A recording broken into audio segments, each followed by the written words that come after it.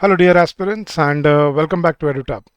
So, guys, if you are thinking of preparing for any of the banking exams for this year, or if you're preparing for regulatory body exams which are upcoming, this foundation series covers each and every component of your preparation for phase one.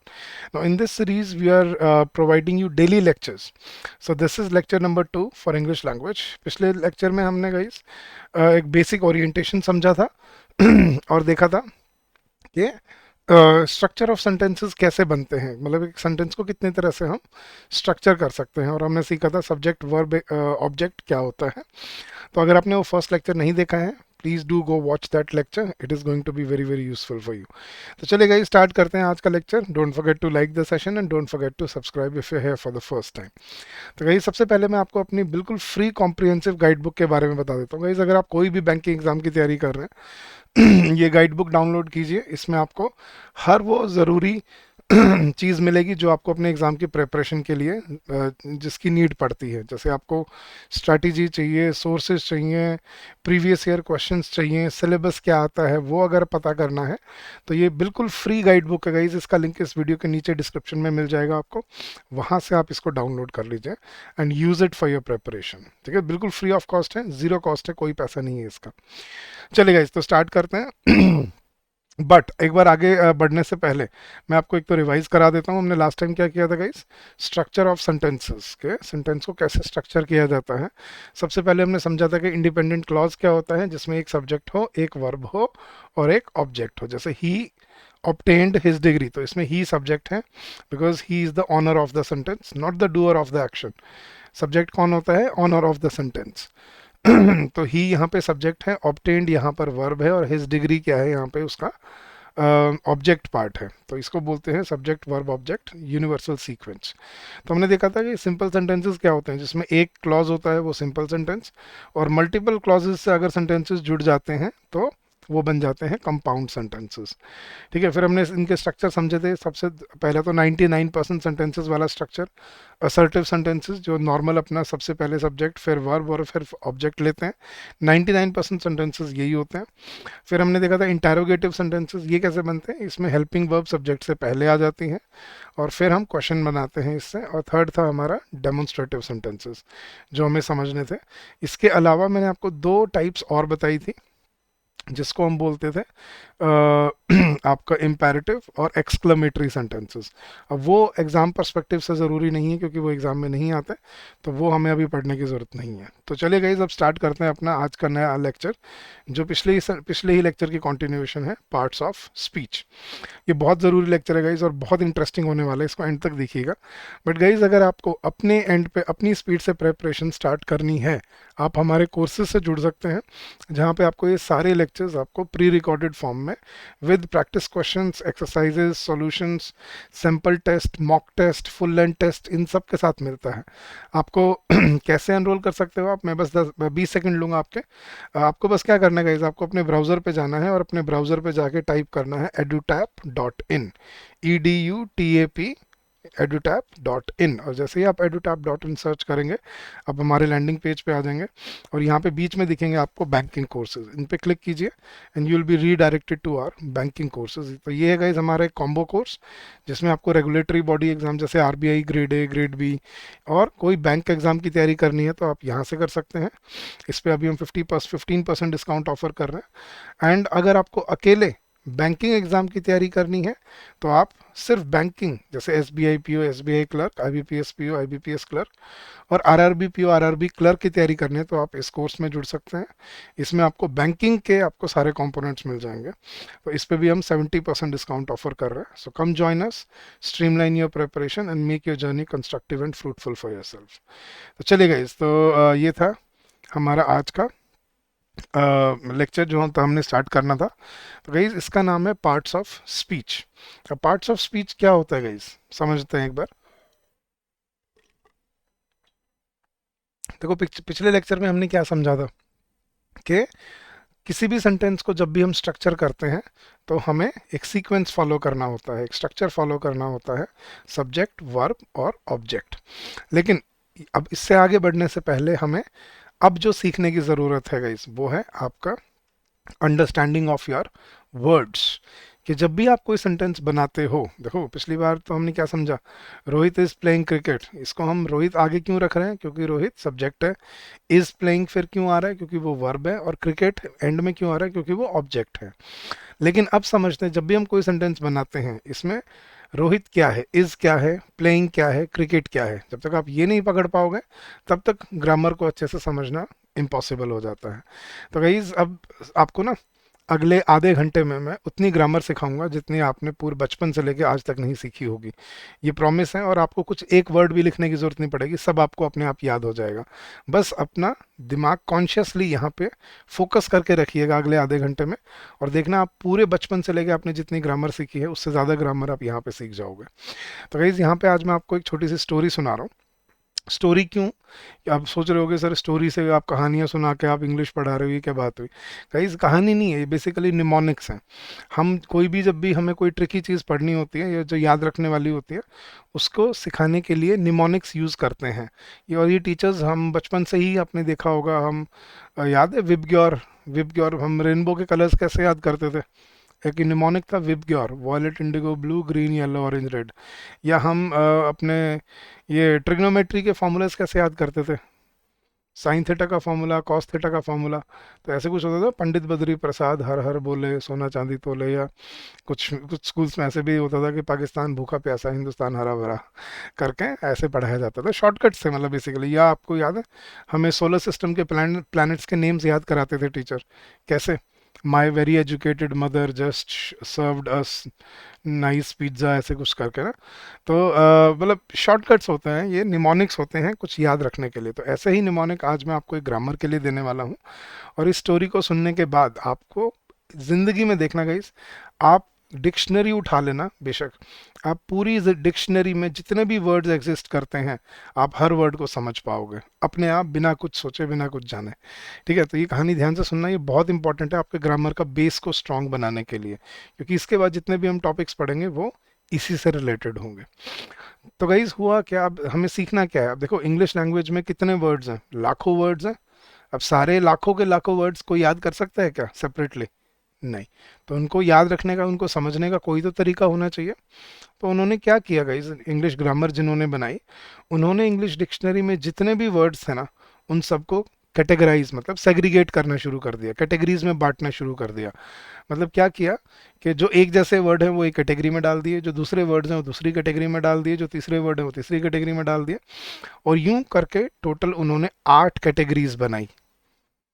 और अब क्या कहा कि अगर आपको पूरी grammar सीखनी है तो आपको अलग अलग वर्ड रटने की ज़रूरत नहीं है, आप बस ये 8 कैटेगरी समझ जाइए, आपको पूरी इंग्लिश ग्रामर या पूरी इंग्लिश डिक्शनरी समझ आना स्टार्ट हो जाएगी। अब ये 8 कैटेगरीज क्या होती हैं गाइज, इनको बोला जाता है parts of speech. Parts of speech मतलब स्पीच बोल लो या पार्ट्स ऑफ अ सेंटेंस बोल लो। स्पीच सेंटेंस एक ही चीज़ है, स्पीच वही होता है भाषण बोलना। तो जब भी कोई सेंटेंस बोला जाता है, उसके अंदर जो जो वर्ड्स यूज होते हैं उनको क्या कहा जाता है, ये समझना है हमें आज, ताकि हम हर हर सेंटेंस को टेक्निकली, देखो हम क्या करते हैं, जैसे मैं बोलता हूँ the prime minister is going to Indonesia next week. अब हमें इसकी हिंदी तो समझ आ गई कि प्राइम मिनिस्टर अगले हफ्ते इंडोनेशिया जा रहे हैं, राइट। लेकिन क्या आपने टेक्निकलिटी समझी इसकी, द क्या है, प्राइम मिनिस्टर क्या है, इज क्या है, गोइंग क्या है, टू क्या है, इंडोनेशिया क्या है, नेक्स्ट क्या है, वीक क्या है। जब तक आप हर वर्ड को टेक्निकली आइडेंटिफाई नहीं कर पाओगे ना, तब तक वो कॉन्फिडेंस कभी भी नहीं बनेगा अंदर, जो आपको डर है ना कि इंग्लिश, मेरी इंग्लिश अच्छी नहीं है या मुझे अच्छी इंग्लिश नहीं आती। ये तभी होता है क्योंकि आप इसको टेक्निकली नहीं सीख समझ पा रहे हो। आज आप देखना, आप ये समझने के बाद आप पूरी इंग्लिश लैंग्वेज के हर वर्ड को टेक्निकली समझ पाओगे, और without any any difficulty at all. ठीक है, तो इसलिए अब आधा घंटा ध्यान से पेशेंटली बैठ के सुनना और एंड तक देखना। और अगर अच्छा लगे, आपको लगे कि काम का था, तो नीचे कमेंट सेक्शन में अपना फीडबैक ज़रूर छोड़ के जाना। ठीक है, चलेगा, इस तो स्टार्ट करते हैं। अब ये जो 8 कैटेगरीज हैं, इनको क्या बोला जाता है, पार्ट्स ऑफ अ सेंटेंस या पार्ट्स ऑफ स्पीच। मतलब किसी भी सेंटेंस में जो वर्ड्स यूज होते हैं उनको क्या कहा जाता है, वो कौन सी कैटेगरी से बिलोंग करते हैं। तो जैसे मैंने कहा, उन्होंने इंग्लिश पूरी इंग्लिश डिक्शनरी को 8 कैटेगरीज में बांट दिया। मतलब जो एक जैसे वर्ड थे वो एक कैटेगरी में डाल दिए, जो दूसरे वर्ड थे वो दूसरी कैटेगरी में डाल दिए, और यूं करके उन्होंने 8 कैटेगरीज बनाई। अब हमें बचपन से 8 कैटेगरी सिखाई तो गई, लेकिन सिर्फ रटाने के पर्पज से। अब सीखना है इनको प्रैक्टिकल पर्पज से, ताकि आप अपनी डे टू डे लाइफ में इसको यूज कर पाओ। ठीक है, तो कहानी क्या है गाइस? कहानी कुछ ऐसे है, एक बार एक क्लास होती है, इंग्लिश की क्लास होती है, जैसे अपनी क्लासेस होती है नॉर्मल स्कूल में। तो ऐसे स्कूल में एक इंग्लिश की क्लास थी, और उस क्लास में टोटल 8 बच्चे पढ़ते थे। ठीक है, अभी 8 बच्चे कौन थे गाइस? समझना, ये 8 बच्चे में वो 8 कैटेगरीज को ना, वही जो 8 कैटेगरीज जो मैं अभी बता रहा था, उन्हीं को मैं 8 बच्चे बना रहा हूँ इस कहानी में, इस कहानी बनाने के लिए। मतलब कहानी देखो, इट्स अ फिक्टिशियस स्टोरी, कहानी के सारे पात्र काल्पनिक हैं, बट आपको सिखाने के लिए ये कहानी बनाना जरूरी है, ताकि इंटरेस्टिंग लगे सुनने में और याद रहे। ठीक है, तो कहानी कैसे गाइस? एक क्लास होती है इंग्लिश की, इसमें टोटल 8 बच्चे होते हैं।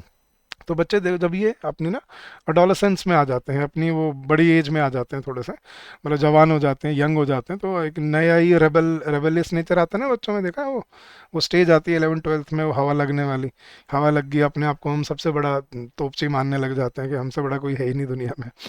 तो वो स्टेज के बच्चे थे। तो होता क्या है गाइस, अब एक दिन एक बड़ा शरारती बच्चा होता है क्लास में, देख सुनना आप कहानी आराम से, मजे मजे लेना, इसको एंजॉय करना, पेन नोटबुक रख दो, कुछ लिखने की जरूरत नहीं, सब यही समझ आएगा आपको। तो एक बार एक बड़ा शरारती बच्चा होता है क्लास में, वो खड़ा होकर बोलता है कि यार सुनो यार, सब सब बोलते हैं हाँ भाई बता। बोले यार अब हम बड़े हो गए हैं यार। बोला हाँ हाँ बड़े तो हो गए हैं। बोला कुछ बड़ों जैसे काम करते हैं फिर। बोले बताओ क्या करना है। तो बड़ा शरारती बच्चा होता है, वो बोलता है कि आज से ना मैं अपना एक गैंग बना रहा हूँ। गैंग होते थे गाइस सभी की क्लास में, याद है? हर बच्चों ने सभी क्लास में गैंग्स रहे होंगे। अब वो मतलब अपने अपने फेवरेट वाला गैंग है, कि हम 4 पीछे बैठने वाले हैं हमारा गैंग है, हम ये पढ़ने वाले हैं, हम 4 बच्चे ये हमारा गैंग है। तो हर एक सब क्लास में गैंग्स होते हैं। तो ऐसे ही एक बड़ा शरारती बच्चा होता है, वो क्लास में खड़ा होकर बोलता है आज से मैं अपना गैंग बना रहा हूँ। वो शरारती बच्चा कौन था? नाउन्स। अब देखना, याद रखने का तरीका बता रहा हूँ गाइस। नाउन्स क्या होता है देखना, N for nouns, N for names, याद रह जाएगा, N for noun, N for names, या न से नाम, हिंदी में भी समझ लो, न से नाम, या एन से नेम, या एन से नाउन। तो नाउन्स क्या होते हैं गाइस? Naming words. मतलब कोई भी नाम है, चाहे वो किसी का भी नाम क्यों ना हो, अगर वो नाम है, ठीक है, अगर वो नेम है किसी का, तो वो क्या होता है? नाउन। Simple as that. चाहे किसी इंसान का नाम है, राहुल, रोहित, रीना, गीता, सीमा, चाहे किसी जगह का नाम है, Delhi, Chandigarh, China, Japan, America, चाहे किसी चीज़ का नाम है, pen, pencil, mobile, computer, car, house, ये चाहे किसी मतलब अ, जिसको इनविजिबल चीज़ है, इनविजिबल चीज़ का नाम है, जैसे God, wind, air, water, metal, gold, silver, copper, मतलब हर चीज़ का नाम हमने रखा हुआ है ना यार। तो कुछ भी नाम है, समझना, कोई भी नाम है इस दुनिया में, चाहे वो किसी इंसान का नाम हो, चाहे वो किसी जगह का नाम हो, चाहे वो किसी चीज़ का नाम हो, चाहे वो कोई इमोशंस के नाम होते हैं, जैसे हैप्पीनेस एक फीलिंग का नाम है, sadness, brotherhood, Mankind, society, culture, love, anger, feelings के भी नाम होते हैं, हर चीज़ का नाम रखा जाता है। तो कोई भी नाम है जो इस दुनिया में जो एग्जिस्ट करता है, वो क्या होता है? नाउन। तो नाउन क्या बोलता है कि मैं एक गैंग बना रहा हूँ अपना। तो सब बोलते हैं भाई तू क्यों गैंग बना रहा है, मतलब किस बात पे, तू क्यों लीडर बन रहा है गैंग का है? तो वो अपने कॉलर खड़े करके बोलता है कि भाई मेरे पास सबके नाम है, मतलब मेरा नाम चलता है। तो नाम, नाउन बोलता है मेरा नाम चलता है, क्यों? क्योंकि सब नेम्स मेरे पास हैं। जैसे कोई भी इंसान का नाम है, राहुल, रमेश, सुरेश, ठीक है, डोनाल्ड ट्रंप, नरेंद्र मोदी, राहुल गांधी, जो भी, किसी शी जिनपिंग, पुतिन, ये सब नाम है। तो names of any human being, name of a place, Delhi, China, Japan, America, कोई गांव का नाम है, शहर का नाम है, देश का नाम है, प्लैनेट्स के नाम है, गैलेक्सीज के नाम है, नाम तो हैं जगह के, जो भी नाम है वो क्या होता है? नाउन। सिंपल है, न से नाम, एन से नाउन। तो नाउन क्या बोलता है कि सारे नाम मेरे पास हैं। तो जैसे मैंने सेंटेंस बोला, रोहित इज अ बॉय, तो इसमें नाउन क्या है? Rohit. Reena is a smart girl, इसमें नाउन क्या है? Reena. Right. India is a great country, इसमें नाउन क्या है? इंडिया। राइट। तो कोई भी नाम है, चाहे इंसान का, जगह का, चीज का, living, non living, real, unreal, existing, non existing, कुछ भी है, अगर हमने नाम रखा हुआ है तो वो क्या होता है? नाउन। Simple as that. ठीक है, तो देखना, अब जब मैंने बोला Rohit is a smart boy, इसमें नाउन क्या आपने बताया मुझे? सर रोहित। लेकिन मेरा एक क्वेश्चन है गाइस, इसमें रोहित तो नाउन है, बिल्कुल ठीक है, लेकिन इसमें बॉय क्या है? सोचो, क्या बॉय किसी का नाम है? सर हाँ, कंफ्यूजिंग हो रहा है थोड़ा सा। अब देखना गाइस, नाउन भी बेसिकली दो तरह के होते हैं, ठीक है, और अपने नाम से ही मतलब समझा देंगे आपको ये। Common noun and proper nouns. Common noun और प्रॉपर नाउन क्या होते हैं गाइस? देखना, कॉमन, कॉमन क्या होता है? जो सबके लिए आम है, कॉमन है, राइट, कोई भी यूज कर सकता है उसको। Common area, common room, common toilet, तो कॉमन जो सबके लिए कॉमन है। और प्रॉपर जो किसी एक का है, स्पेसिफिक। तो अब देखना गाइस, नाम दो तरह के होते हैं, नाउन्स दो तरह के होते हैं। एक वो नाम जो किसी एक का है, और एक वो नाम जो सभी यूज कर सकते हैं। फॉर एग्जाम्पल, क्या मैं इस दुनिया में हर लड़के को रोहित बोल सकता हूँ? नहीं। क्या मैं इस दुनिया में हर लड़के को राहुल बोल सकता हूँ? नहीं। लेकिन क्या मैं इस दुनिया में हर लड़के को बॉय बोल सकता हूँ? हाँ सर, बॉय बोल सकते हो। तो बॉय क्या हुआ? Common noun. और राहुल, रोहित क्या हुए? Proper nouns. क्या मैं हर लड़की को रीना बोल सकता हूँ? नहीं सर। लेकिन मैं हर लड़की को गर्ल बोल सकता हूँ? यस। तो गर्ल क्या हुआ? Common noun. और रीना, सीमा, गीता, ये क्या हुए? Proper nouns. क्या मैं हर देश को इंडिया बोल सकता हूँ? या हर देश को चाइना या अमेरिका बोल सकता हूँ? नहीं।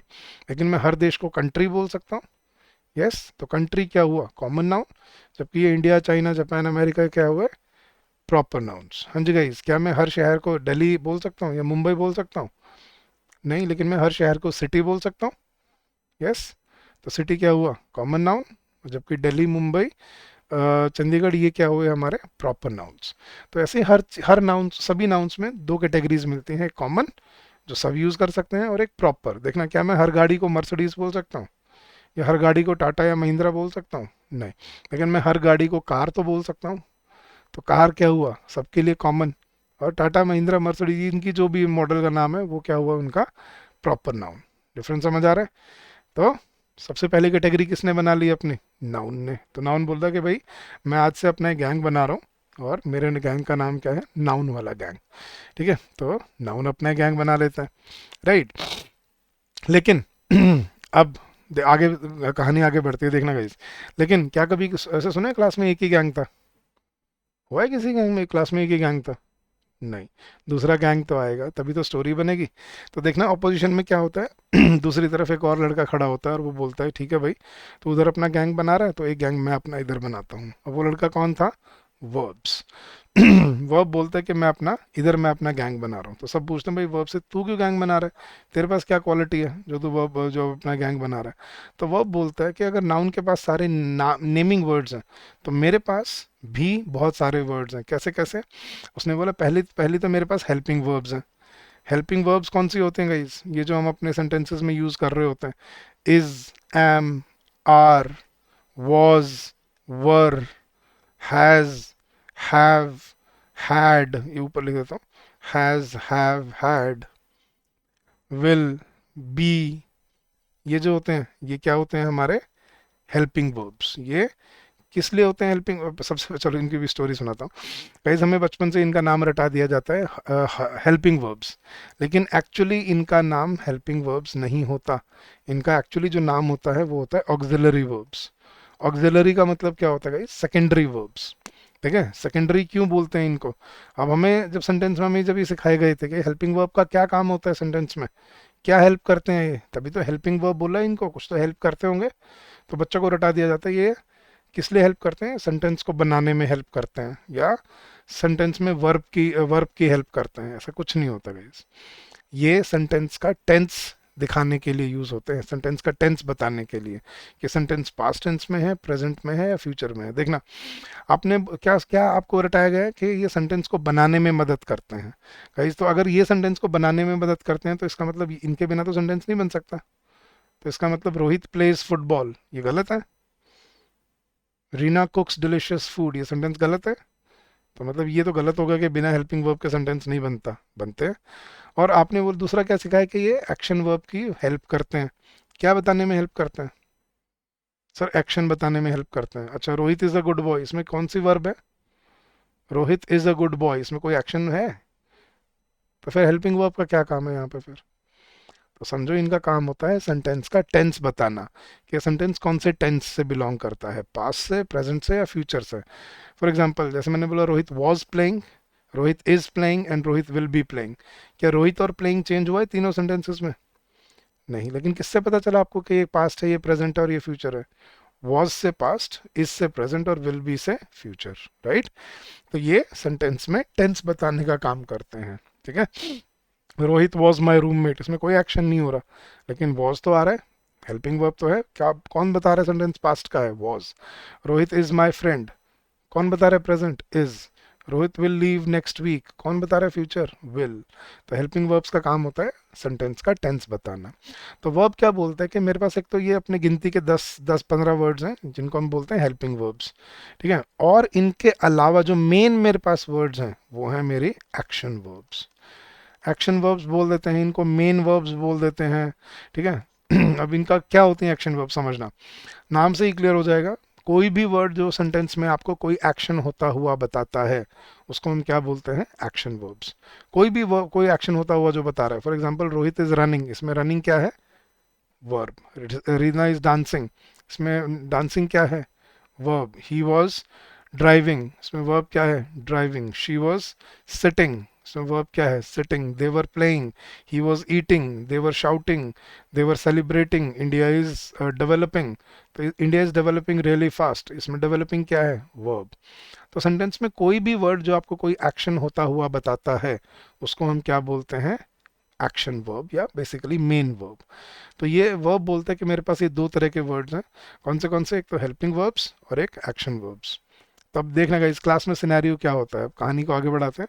एक तरफ नाउन अपना कॉलर खड़े करके खड़ा होता है, बोलते हैं मेरा नाम चलता है, और इधर वर्ब अपनी बाजुओं को बाजू में फोल्ड करके, कफ फोल्ड करके वो अपने हाथ बांध के खड़ा होता है, बोलता है मेरा काम चलता है। तो नाउन बोलता है मेरा नाम चलता है, और वर्ब बोलता है मेरे पास सारे एक्शन वाले वर्ड्स हैं तो मेरा काम चलता है।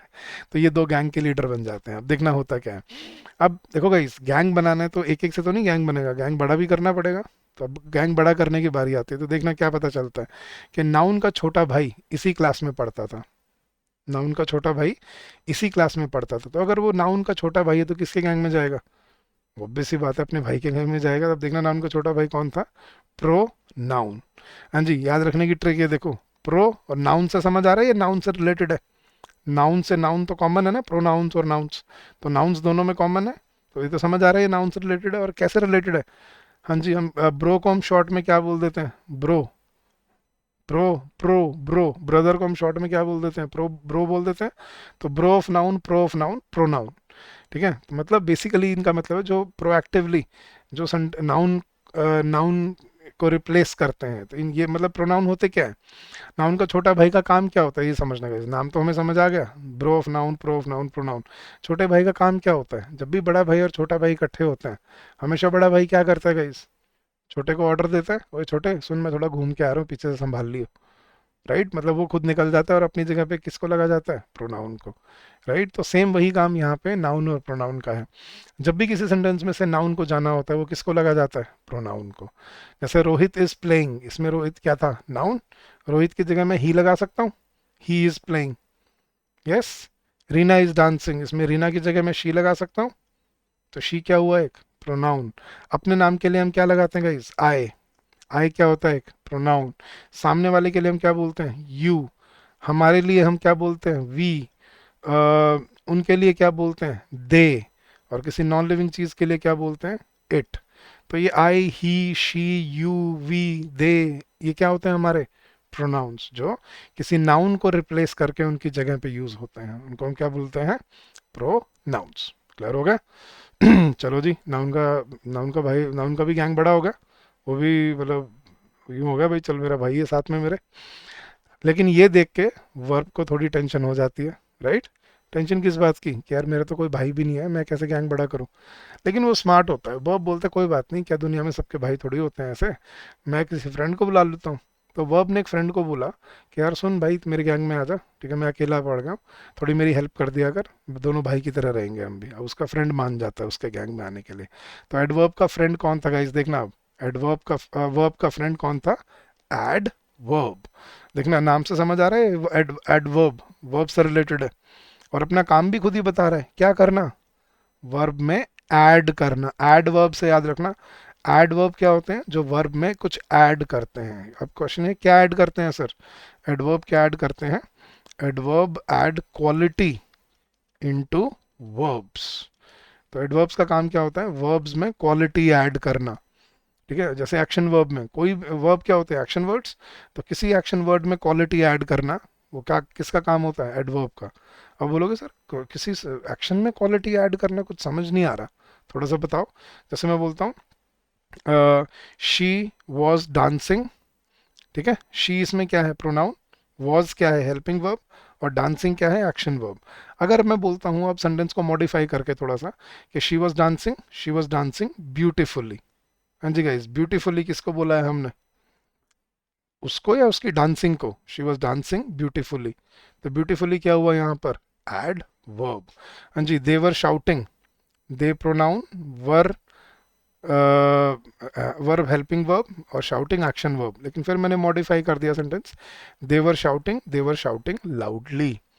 लाउडली किसको बोला हमने यहाँ पे, शाउटिंग को, शाउटिंग क्या है, वर्ब, तो लाउडली क्या हो गया, adverb. He was sitting quietly, quietly क्या हुआ यहाँ पर, किसको बोल रहे हैं क्वाइटली हम, उसकी सिटिंग को। The soldiers fought bravely, bravely किसको बोल रहे हैं, उनकी फाइटिंग को। ही वॉज ड्राइविंग रैशली, रैशली किसको बोला हमने, उसकी ड्राइविंग को, ठीक है। ही वॉज वेटिंग पेशेंटली, तो पेशेंटली हमने किसको बोला यहाँ पर, उसकी वेटिंग को।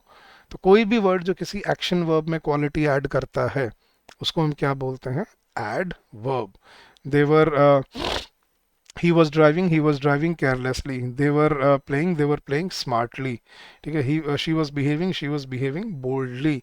तो ये क्या हुए हमारे, जो भी वर्ड जो किसी एक्शन में क्वालिटी ऐड करता है उसको हम क्या बोल देते हैं, एड वर्ब्स। क्लियर हो गया। हाँ सर, ये हम यूज़ करते हैं इसको अपने सेंटेंसेस में daily. Yes, they were they were fighting bravely, bravely किसको बोला हमने, फाइटिंग को, तो फाइटिंग क्या है, एक्शन, ब्रेवली क्या हो गया, एडवर्ब, जो क्या ऐड कर रहा है, वर्ब में क्वालिटी ऐड कर रहा है। चलो जी, उसको भी बड़ा सही गया, वो फ्रेंड मिल गया। लेकिन ये देख के ना, वर्ब और एडवर्ब की फ्रेंडशिप देख के नाउन को मिर्ची लग जाती है। नाउन प्रोनाउन को बोलता है, छोटे सुन इधर आ। बोला हाँ भाई, कहते यार वो तो बड़ा शाना निकला, हमसे आगे निकल गया। बोला भाई कैसे, बोला वो देख वो दोनों इकट्ठे आने लग गए एक सेंटेंस में। कैसे, बोला कैसे भाई, देख उसने बोला रोहित वॉज शाउटिंग लाउडली, तो रोहित नाउन तो मैं अकेला हूँ, लेकिन शाउटिंग और लाउडली ये दोनों इकट्ठे आने लग गए।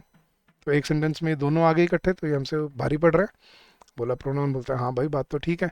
बोला हम तो भाई हैं, हमारा तो क्या है, मैं चला जाता हूँ सेंटेंस से तो तू आता है, हम में से दोनों में से तो कोई एक रहता है एक टाइम पे। या तो रोहित इज रनिंग होता है या ही इज रनिंग होता है, रोहित ही इज रनिंग इकट्ठे तो नहीं बोलते। बोला हम तो एक ही आता है, लेकिन वो दोनों इकट्ठे आने लग गए। बोला हाँ भाई, बोला कुछ तो करना पड़ेगा हमें भी ऐसे ही। तो वो दिमाग लगाते हैं और सोचते हैं कि हम भी कुछ ना कुछ ऐसा ही करते हैं, लेकिन उनको और कोई आइडिया नहीं सूझता सिवाय किसके, वर्ब की चीटिंग करने के। क्या, कि भाई जैसा दोस्त वो ढूंढ के लाए ना वैसा ही दोस्त हम ढूंढ लाते हैं जो हमारे अंदर भी क्वालिटी ऐड कर दे। तो वो वर्ब की चीटिंग करके बिल्कुल सेम वैसा ही दोस्त ढूंढ लाते हैं। उसको बोलते हैं भाई तूने कुछ नहीं करना, तूने बस हमारे अंदर क्वालिटी ऐड करनी है। जैसे एडवर्ब वर्ब में क्वालिटी ऐड कर रहा है, तू हमारे अंदर कर दियो, तू हमारा बेस्ट फ्रेंड बन जाएगा। उनका फ्रेंड भी मान जाता है। अब उनका फ्रेंड कौन था देखना, एडजेक्टिव। ऐड से याद रह जाएगा गाइस, वही एडवर्ब में क्या था, ऐड का काम, ऐड करना क्वालिटी किस में, वर्ब में। यहीं पे सिमिलरली एडजेक्टिव का भी काम क्या है, बिल्कुल वही जो एडवर्ब का था, क्या, ऐड करना। क्या ऐड करना, वही सेम क्वालिटी ऐड करना, बस किस में, नाउन में, या नाउन या प्रोनाउन में। नाउन प्रोनाउन तो एक ही चीज़ है, वो तो भाई है, मतलब उसी के नाम की जगह ही प्रोनाउन लगता है। तो किसी नाउन या प्रोनाउन में क्वालिटी ऐड करने वाले वर्ड्स को हम क्या बोलते हैं, एडजेक्टिव्स। अब सवाल ये आ रहा होगा सर, एडजेक्टिव्स किसी के नाम में क्वालिटी कैसे ऐड करते हैं, थोड़ा एग्जांपल दो। जैसे मैं बोलता हूँ रोहित इज़ अ बॉय, अब सेंटेंस को मैं मॉडिफाई करता हूँ, Rohit is a smart boy. किसको स्मार्ट बोला मैंने, रोहित को। रोहित क्या है, नाउन, तो स्मार्ट क्या हुआ, एडजेक्टिव। मैंने बोला Reena is a girl, Reena is a beautiful girl, किसको ब्यूटीफुल बोला हमने, रीना को। रीना क्या है, नाउन, तो ब्यूटीफुल क्या हुआ, एडजेक्टिव। हाँ जी, India is a country, India is a great country, great किसको बोला हमने, इंडिया को। इंडिया क्या है, नाउन, ग्रेट क्या हुआ, adjective. He was a soldier, he was a brave soldier, किसको ब्रेव बोला हमने, सोल्जर को, ही को। तो ब्रेव क्या हुआ, एडजेक्टिव। तो कोई भी वर्ड जो किसी नाउन या प्रोनाउन की क्वालिटी बढ़ाता है, ठीक है, वो कोई भी जरूरी नहीं है लिविंग बींग, कोई चीज़ भी हो सकती है। जैसे Chandigarh is a beautiful city, Chandigarh को भी ब्यूटीफुल बोल सकते हैं। तो ब्यूटीफुल क्वालिटी बढ़ा रहा है किसकी, चंडीगढ़ की। चंडीगढ़ क्या है, नाउन, ब्यूटीफुल क्या हुआ, एडजेक्टिव। आपने इतना लॉजिकली टेक्निकली देखना है, अब इस चीज़ को टेक्निकली समझना है। क्लियर हो गया? चलो जी, नाउन प्रोनाउन को भी बड़ा सही दोस्त मिल गया, वो भी उसमें क्वालिटी ऐड करने लग गए। तो अब नाउन भी बोलने लग गया वो आपको, मेरे पास भी दोस्त है, मेरे पास भी क्वालिटी वाला फ्रेंड है। तो अब क्या करेगा आप बता। तो ये इनके आपस में झड़प चलती रहती है। लेकिन अब होता क्या है गाइस, देखना, अगर आपको ये समझ आ जाएगा ना, आपको 80% ग्रामर समझ आ जाएगी। अब हुआ होता क्या है देखना, अब आता है कहानी में ट्विस्ट। ट्विस्ट क्या है, ठीक है? ट्विस्ट ये है, जब ये गैंग वैंग बन जाते हैं तो सीक्रेटली पता चलता है, ध्यान से देखने गाइस, सीक्रेटली पता चलता है कि एडजेक्टिव और एडवर्ब बचपन के दोस्त होते थे। एडजेक्टिव और एडवर्ब बचपन के दोस्त थे, बेस्ट फ्रेंड्स, चड्डी बड्डी, वही बचपन वाले, वो नर्सरी से साथ पढ़े हुए लंगोटिया यार। तो ये बैठते अलग अलग थे, लेकिन किसी को पता नहीं था कि ये बचपन से साथ में पढ़े हुए हैं और एक दूसरे के बेस्ट फ्रेंड है, साथ में ही रहते थे घर पे और एक ही पार्क में खेलते भी थे शाम को। तो ये वो वाले फ्रेंड्स थे। तो जब एडजेक्टिव और एडवर्ब की नज़रें मिली आपस में क्लास में, उन्होंने एक दूसरे को अपोजिट गैंग में बैठे देखा, तो बड़े विचलित हुए, वो बड़े परेशान हुए, कहते यार ये क्या हो गया। तो क्लास में तो कुछ नहीं बोले वो, लेकिन शाम को जब खेलने के टाइम पे पार्क में मिले ना, तब देखना क्या कॉन्वर्सेशन हुई। जब शाम को पार्क में आए दोनों, तो एडजेक्टिव ने एडवर्ब को बोला, और तू उस गैंग में क्यों चला गया? एडवर्ब बोला, तू उस गैंग में क्या कर रहा था बैठा? बोला, यार उसने मुझे बुलाया हेल्प करने के लिए, मैं चला गया। बोला, मेरे साथ भी यही हुआ, उसने मुझे हेल्प करने के लिए बुलाया, मैं उसके हेल्प करने लग गया। तो बोला, यार हम तो अपोजिट गैंग में चले गए। बोला, तो क्या करें, गैंग छोड़ दें? बोला, यार सब बड़े हंसेंगे हमारे ऊपर, बोलेंगे आए थे बड़े दोस्त बन के गैंग ज्वाइन करने वाले, एक दिन में भाग गए। तो बोला, तो क्या करें? बोला, लड़ाई करें अपोजिट गैंग में बैठ के। बोला, नहीं नहीं, पागल है क्या, बचपन के दोस्त लड़ेंगे कैसे? तो बोला, क्या करें, ऑपोजिट गैंग में भी बैठना है, लड़ना भी नहीं है, बताना भी नहीं है किसी को, तो क्या करें? तो वो दिमाग लगाते हैं। वो बोलता है कि किसी को पता है क्लास में कि हम बचपन के दोस्त हैं? बोलता, नहीं मैंने तो नहीं बताया किसी को। बोला, फिर एक काम करते हैं, एक आइडिया है मेरे पास। बोला, क्या? कहता है, ऐसा करते हैं, अपोजिट गैंग में बैठते हैं, तू उस गैंग में बैठ, मैं इसमें बैठता हूँ, ठीक है? यूँ दिखाएंगे सबको कि हम एक दूसरे के दुश्मन हैं, लेकिन Chupke Chupke under the table एक दूसरे को इन्फॉर्मेशन शेयर करते रहेंगे। मतलब तो उधर की मुझे बताता रहिए, मैं इधर की तेरे को बताता रहूँगा। तो बोला, ये ठीक है, ये मज़ा आएगा।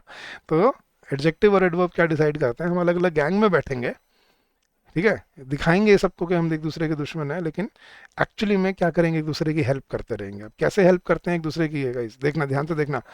वही वर्ड जो किसी सेंटेंस में एडजेक्टिव होता है, वही वर्ड अपने पीछे एल वाई लगा के क्या बन जाता है, एडवर्ब बन जाता है। तो किसी भी एडजेक्टिव में अगर आप एल वाई ऐड, मतलब किसी भी नहीं, मतलब मोस्टली एडजेक्टिव्स में अगर आप एल वाई ऐड कर दो तो वो क्या बन जाते हैं, एडवर्ब बनते हैं।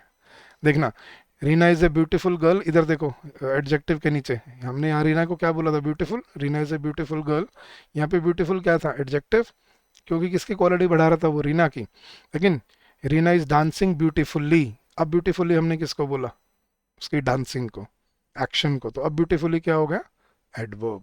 Rohit is a smart boy, Rohit is working smartly. हाँ जी। He was a brave soldier, the soldiers fought bravely. हाँ जी। He is a quiet person, he was sitting quietly. He is a rash driver, he was driving rashly. He is a patient man, he was sitting patiently. तो कोई भी adjective में nice nicely, brave bravely, cute cutely, random randomly, occasional occasionally, handsome handsomely, beautiful beautifully, मैंने मतलब 99% adjective जो है ना, अगर आपको एडजेक्टिव समझ आ गए तो आप बस एल वाई लगा के उनको एडवर्ब में समझ जाओगे अपने आप। बस फर्क क्या है, फंक्शन का फर्क है, क्या काम कर रहे हैं वो। अगर वो किसी नाउन प्रोनाउन में क्वालिटी ऐड कर रहे हैं तो याद रखना वो एडजेक्टिव होंगे, और अगर वो किसी एक्शन में क्वालिटी ऐड कर रहे हैं तो वो क्या होगा, एडवर्ब। ठीक है? जैसे he is a loud person and he was shouting loudly, तो he is a loud person में हमने लाउड किसको बोला, ही को, पर्सन को। लेकिन ही वॉज शाउटिंग लाउडली में हमने लाउडली किसको बोला, उसकी शाउटिंग को। तो ये देखना है कि वो क्वालिटी किसकी बढ़ा रहा है, उस बेसिस पे डिसाइड होगा कि वो एडजेक्टिव है या एडवर्ब है। और वो एल वाई वाला रूल तो आपको समझ है, वो आपने देखा ही हुआ है बचपन से। समझ आ गया, दोनों क्लियर हो गए? हाँ हाँ सर, ये बड़ा सही चल रहा है। चलो जी, ये भी मतलब एक ट्विस्ट आ गया स्टोरी में। लेकिन अब आगे बढ़ते हैं। कितने बच्चे थे इस क्लास में? 8 बच्चे थे। ये तो कितने हुए, 1 2 3 4 5 ही हुए, बाकी 3 कहाँ हैं? अब देखना गाइस, ये 3 बच्चे ऐसे होते हैं जो शरीफ बच्चे होते हैं, वो बच्चे भी तो होते हैं क्लास में जो किसी गैंग में हमें नहीं जाना है, ये लफड़े में नहीं पड़ना, हमें हमें हमें ये सब में हमें चिक चिक नहीं सुननी रोज़, हमें रोज़ प्रिंसिपल ऑफिस के आगे मुर्गा नहीं बनना। तो ये तीन शरीफ बच्चे होते हैं, बोलते हैं हमें किसी गैंग में नहीं जाना, हम अपना इंडिपेंडेंट रहेंगे। अब ये तीन शरीफ बच्चे कौन थे देखना गए। सबसे पहला प्रेपोजिशन, नाम से ही सब समझ आ जाएगा। प्री पोजिशन, प्री पोजिशन क्या होते हैं प्रेपोजिशन? जो वर्ड आपको किसी की पोजीशन बताते हैं। फॉर एग्जाम्पल जैसे मैंने बोला I am at home, yes guys, किस वर्ड ने बताया कि मैं घर पर हूँ? एट। हाँ जी, मेरी पोजीशन बता दी। She is in the kitchen, किसने बताया वो किचन के अंदर है? In. The bag is under the table, किसने बताया टेबल के नीचे है? Under. The book is on the table, किसने बताया टेबल के ऊपर है? ऑन। ठीक है। I am going to Delhi, किसने बताया मैं दिल्ली को जा रहा हूँ? टू। तो ये जो वर्ड्स होते हैं guys, in, on, at, for, from, by, with, to, aside, beside, under, towards, across, through, beneath, underneath, ये सब क्या होते हैं? हमारे प्रेपोजिशन। अब प्रेपोजिशन से मेरा हमेशा फिजिकल पोजीशन नहीं है, ये आर्बिट्ररी या मतलब आप एब्स्ट्रैक्ट पोजीशन भी हो सकते हैं। जैसे मैं बोलता हूँ I am doing this for you, मतलब मैं तुम्हारे लिए कर रहा हूँ, तो इसमें कोई फिजिकल पोजीशन नहीं है, बट फॉर का मतलब क्या है? तुम्हारे लिए। तो I am directing this sentence to you. तो फॉर मतलब जरूरी नहीं हमेशा फिजिकली हो, राइट? वो आर्बिट्ररी या एब्स्ट्रैक्ट भी हो सकती है, ठीक है, मतलब नॉट अनरियलिस्टिक भी हो सकती है, बट वो समझने है कि वो किसी की पोजीशन बता रहे हैं। ठीक है, जैसे he was pointing his finger towards me, तो टुवर्ड्स क्या है यहाँ पर? प्रपोजिशन। ठीक है, we are leaving for Delhi, कहाँ के लिए जा रहे हैं हम? दिल्ली के लिए, किसने बताया? फॉर। तो ये जो वर्ड्स होते हैं इनको हम क्या बोलते हैं? प्रपोजिशंस। पहला शरीफ बच्चा क्लियर हो गया। दूसरा शरीफ बच्चा कंजंक्शंस, इसको भी ऐसे ही याद रखना गाइस। कंजंक्शन, जंक्शन क्या होता है गाइस? चाहे हिंदी वाला जंक्शन सोच लो, चाहे इंग्लिश वाला जंक्शन, जंक्शन क्या होता है? जॉइनिंग पॉइंट, जहाँ पे जुड़ते हैं। तो कंजंक्शंस कौन से वर्ड्स होते हैं? जो जोड़ने का काम करते हैं, कनेक्ट करते हैं, कनेक्टर्स भी बोल देते हैं इनको। ठीक है, तो कंजंक्शंस क्या काम करते हैं? जंक्शन करना, जोड़ना। तो ये कनकरेंट जंक्शन से बनता है कंजंक्शन। ठीक है, जैसे एंड का काम क्या होता है गाइस? जोड़ना। Rohit is a good boy and he works really hard, तो किस वर्ड ने जोड़ा दोनों क्लॉजेस को? एंड ने। रीना एंड सीमा, किसने जोड़ा? एंड ने। Rohit worked really hard but he could not crack the exam, किस वर्ड ने जोड़ा? बट। जैसे मैं बोलता हूँ it was raining so I came late, किस वर्ड ने जोड़ा दोनों को? सो। आइदर रोहित और रीना, ये क्या है? किसने जोड़ा है? आइदर और। तो ये जो वर्ड्स होते हैं guys, and, or, either or, neither nor, but, so, therefore, because, hence, however, although, therefore, ये सारे क्या है? consequently, subsequently, ये सब हैं हमारे कंजंक्शन, जो क्या काम करते हैं? जोड़ने का काम करते हैं, कनेक्ट करने का काम करते हैं। ठीक है, तो जहाँ पे भी आपको सेंटेंस में कोई कनेक्टिविटी दिखे वहीं समझ जाओ ये वर्ड क्या है? कंजंक्शन है, कनेक्टर है। दूसरा शरीफ बच्चा। और तीसरा शरीफ बच्चा था गाइस, अगर आप किसी ग्रामर बुक में जाओगे ना, तो यहीं पे आपको जो आठवीं कैटेगरी जो ग्रामर बुक्स में लिखी मिलती है वो होती है इंटरजेक्शन। मैं बता देता हूँ एक बार, लेकिन हम इनको पढ़ेंगे नहीं। ठीक है, इंटरजेक्शंस क्या होते हैं गाइस? ये वो वर्ड्स होते हैं जो हम रिटन इंग्लिश में नहीं, वर्बल इंग्लिश में यूज करते हैं। इंटरजेक्शंस, वर्बल इंग्लिश मतलब मतलब ये वो वर्ड्स होते हैं गाइस जो अपने इमोशंस को दिखाने, एक्सप्रेस करने के लिए यूज़ किए जाते हैं। ठीक है, जैसे फॉर एग्जांपल आपने मुझे मैसेज किया कि सर मेरा एग्जाम क्लियर हो गया, मैंने आपको रिप्लाई में लिखा वाओ। तो ये जो वाओ जो है ये मेरा क्या है? मैं अपना अप्रिशिएशन, सरप्राइज दिखा रहा हूँ आपको, right? I am astonished, right? तो वाओ क्या है? ये वर्ड होते हैं interjection. Hey, wow, alas, hip hip hurray, देखे ये वर्ड्स आपने? ये होते हैं इंटरजेक्शंस, लेकिन ये आपकी फॉर्मल इंग्लिश में यूज़ नहीं होते। फॉर्मल मतलब जो आपकी एग्जाम वाली इंग्लिश जो है उसमें नहीं आते ये, तो इसलिए हम इनको नहीं पढ़ेंगे यहाँ पर। लेकिन आपको पता होना चाहिए by the way, just for the sake of knowing कि ये क्या होते हैं। तो बुक्स में आपको आठवीं कैटेगरी इंटरजेक्शन लिखी मिलती है, लेकिन हम यहाँ पे आठवीं कैटेगरी अब इंटरजेक्शन क्योंकि एग्जाम में नहीं आते तो इसलिए हम उनको नहीं पढ़ेंगे, क्योंकि वो फॉर्मल इंग्लिश का हिस्सा नहीं होता। तो अब हमने आठवीं कैटेगरी चेंज कर दी। अब आठवीं कैटेगरी कौन है हमारी? आर्टिकल्स। अब आर्टिकल्स हैं तो छोटे से, लेकिन हैं बहुत किफ़ायती, मतलब इंग्लिश लैंग्वेज में सबसे ज़्यादा यूज़ होने वाले वर्ड्स हैं। तो आखिरी सबसे छोटा बच्चा कौन है? ये गिनती के सिर्फ तीन होते हैं। ठीक है, और याद कैसे रखना है? ये देखो, ए से स्टार्ट हो रहा है, ए, एन और द। तो आर्टिकल्स सिर्फ तीन होते हैं, ए, एन और द, और इनका काम क्या होता है? किसी नाउन या प्रोनाउन से आगे लग के कॉमन या स्पेसिफिसिटी बताना। जैसे Rohit is a good boy, तो अ क्या है यहाँ पे? एक। लेकिन the book lying on the table is mine, कि वो बुक जो टेबल पे रखी है वो मेरी है। तो कॉमन कोई भी के लिए अ और एन, और स्पेसिफिक के लिए हम क्या यूज करते हैं, द। गाइज ये है आपकी वो 8 कैटेगरीज जिसमें आपकी इंग्लिश लैंग्वेज का लिटरली हर वर्ड आ जाता है, लिटरली। ठीक है, अब देखना मैं आपको वही एग्जांपल रिपीट करता हूँ। The prime minister is going to Indonesia next week, यही किया था हमने। मैंने तब कहा था, अब तक तो हम सिर्फ इसकी हिंदी कर रहे हैं। अब इसकी टेक्निकलिटी समझना, देखना गाइज। द क्या है यहाँ पे, अभी भी पढ़ा हमने आर्टिकल। प्राइम मिनिस्टर क्या है, नाउन, राइट, नाम है, उस पोजीशन का नाम है the prime minister. Prime minister क्या हो गया हमारा, noun. Is helping verb, going action verb, to, to अभी बताया था पोजीशन बता रहा है, कहाँ जा रहे हैं, इंडोनेशिया, तो टू क्या हुआ, प्रेपोजिशन, राइट। तो the prime minister is helping verb, going action verb, to क्या हो गया, प्रेपोजिशन, इंडोनेशिया प्रॉपर नाउन, नाम है जगह का। नेक्स्ट वीक, अब हमें ये देखना है नेक्स्ट वीक क्या है। नेक्स्ट हम किसको बोल रहे हैं, वीक को। पहले तो ये देखो वीक क्या है, वीक कोई एक्शन है नहीं, वीक एक हफ्ते को हमने नाम दिया हुआ है। एक हफ्ता क्या होता है, वीक। तो नाम है, नाउन है, इसका मतलब वीक इज अ नाउन। और वीक अगर नाउन है तो नेक्स्ट क्या हुआ, उसमें क्वालिटी ऐड कर रहा है, तो वो हुआ एडजेक्टिव। ठीक है, तो ये होते हैं गाइस आपके एडजेक्टिव्स, सॉरी ये होते हैं आपके पार्ट्स ऑफ स्पीच। तो आज के बाद कोई भी सेंटेंस उठा के देख लेना, Rohit is playing cricket, Rohit noun, is helping verb, playing action verb, cricket क्या होगा, वो भी कॉमन नाउन, राइट। तो अब इससे क्या फर्क पड़ेगा गाइस, इससे आप अब सेंटेंस में हर वर्ड को टेक्निकली समझ पाओगे। क्लियर होगा गाइस। अब ये कहानी को बेशक 2 बार सुन लेना बैठ के, और इंग्लिश डिक्शनरी में जितने भी वर्ड्स है ना वो सारे इन 8 कैटेगरीज के अंडर आते हैं बस। अब मेरा सवाल ये है, ये सीखने में आपने पूरी स्कूल लाइफ निकाल दी लेकिन तब भी समझ नहीं आया आपको ये। पता है क्यों नहीं समझ आए, क्योंकि आपको हर बार ये रटाई गई ये चीज़ें। अब इसको प्रैक्टिकली सीखो यूज़ करने के पर्पज से, ताकि आप अपनी लाइफ में इनको यूज़ कर पाओ। कोई सेंटेंस पढ़ रहे हो तो आपको पता हो ये कंजंक्शन है, ये वर्ब है, ये नाउन है, ये एडवर्ब है, ये प्रेपोजिशन है, तब आप ग्रामर को कंट्रोल कर पाओगे। तो अगर अच्छा लगा तो अपना फीडबैक ज़रूर बताइए मुझे कमेंट सेक्शन में, कि कैसी लगी आपको ये कहानी और इससे आपको ग्रामर सीखने में हेल्प मिली या नहीं मिली।